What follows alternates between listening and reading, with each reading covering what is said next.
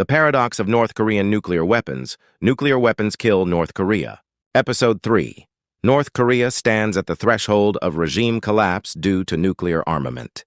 Creating the miracle on the Taedong River. North Korea's Workers' Party can implement a market economy. The Pyongyang leadership breathed a sigh of relief and cheered at the successful development of nuclear weapons and long-range delivery systems, the result of 3 generations of long-standing efforts. They likely took pride in this as a strategic success that instantly reversed the economic disparity with South Korea and their inferiority in conventional military power. However, before the afterglow of that achievement could even fade, the situation demonstrated by the Iran war foreshadows a clear future in which North Korea's nuclear armament will bring fatal danger to the Pyongyang regime.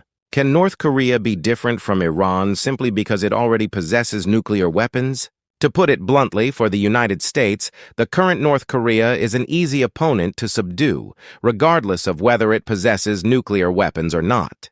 For the United States, which is currently seeking to maintain its hegemony, preventing nuclear proliferation is an absolute priority that must be stopped at all costs. With geopolitical tensions and conflicts intensifying day by day in regions such as the Middle East, Northeast Asia, and Eastern Europe, the temptation to arm oneself with nuclear weapons is growing for every country. If even a single hole appears in the dike of nuclear deterrence, nuclear proliferation will spread like a domino effect, causing the dike to collapse. Not only will humanity face the gates of hell in nuclear war, but the U.S.-centric world order will crumble, and the world will fall into chaos characterized by a struggle of all against all.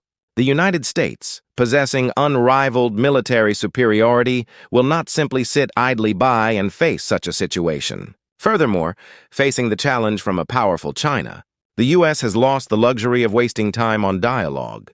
The U.S. has led the world order through absolute force while there was a time when it advocated for gentlemanly dialogue to conceal its overflowing power.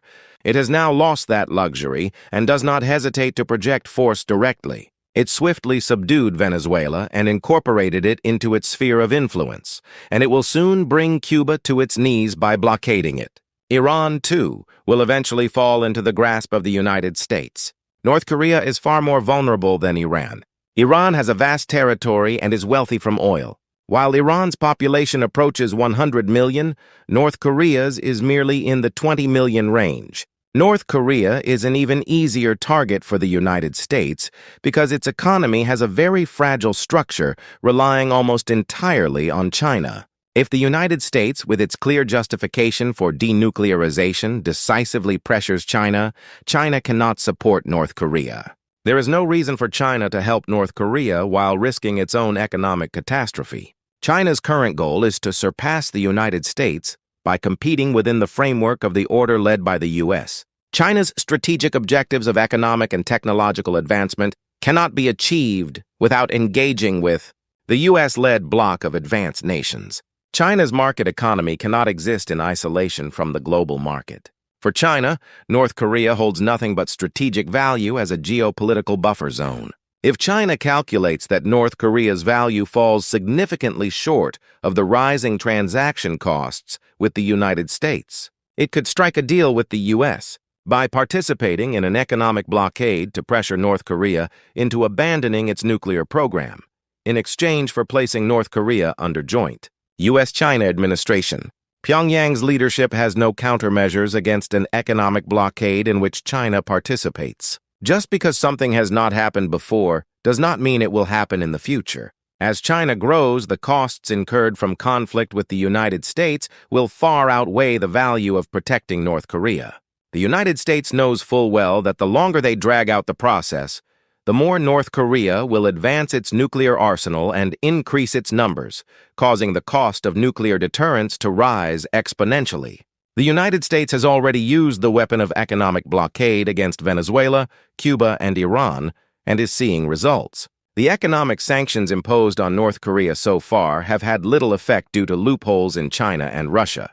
But this was possible because the United States did not deliberately push China to its limits. Now, the time is approaching for China to pay the price for tacitly condoning North Korea's nuclear armament. The United States makes mistakes and is sometimes late, but once it sets its mind to action, No one can stop it. As it has been until now and for a long time to come, only the power of the United States can define the world order and change the world. In that changed world, North Korea's nuclear weapons would have been eliminated. The United States employs various methods to tighten its grip on North Korea, in addition to economic sanctions. There is Starlink, and numerous means of psychological warfare and sabotage. Trapped in a state where it cannot go outside nor bring anything inside, North Korea will be severely shaken internally by scarcity and fear. The maximum counterattack North Korea can launch is limited to localized provocations against South Korea and Japan. Even in this scenario, however, it is highly likely to lose face due to counterattacks involving preemptive strikes by the U.S. and South Korean forces, who are already preparing for and watching for an all-out war. North Korea cannot initiate an all-out war, nor can it do so. If signs of an all-out war appear, an overwhelming preemptive strike by the U.S. military will be launched. Decapitating the Pyongyang leadership is a given. Since the nuclear button lies with the supreme leadership, a preemptive strike by the U.S. military is bound to be more certain and lethal. It is said that the nuclear button is automatically pressed if the supreme leader is decapitated, but it is questionable who would obey such an order that invites self-destruction by completely wiping North Korea off the map.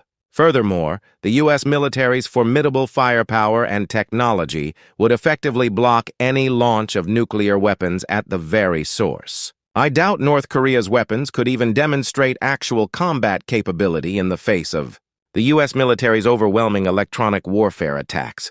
Russia has limited capacity to support North Korea economically. While it may offer some military assistance, North Korea is not valuable enough to warrant a direct confrontation with the U.S. military in a war. Look at how Russia and China behaved during the Iran-Iran war. Since North Korea possesses nuclear delivery systems capable of directly striking the U.S. mainland, it has already exceeded the level of control the United States can manage. While the U.S. may allow this situation to persist for some reason, it will turn violent at any moment and tighten its grip on North Korea once the management costs exceed a critical threshold.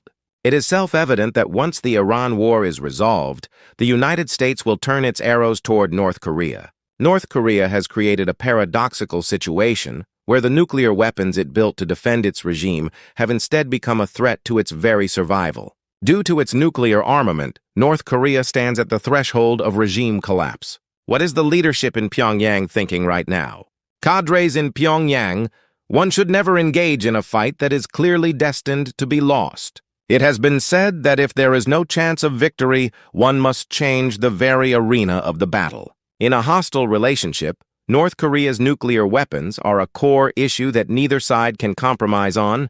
However, once the relationship becomes one of mutual assistance for mutual benefit, the nuclear weapons lose their utility and become a burden to be removed. It is now time for the leadership in Pyongyang to summon the wisdom and courage to change the game for the sake of survival. That change in the game is precisely what leads North Korea down the path of state capitalism. Once it enters this path, an exit wide open will be available where abandoning nuclear armament can be exchanged for a massive capital for economic development. Next time, we will examine together why state capitalism is absolutely necessary in North Korea. Thank you.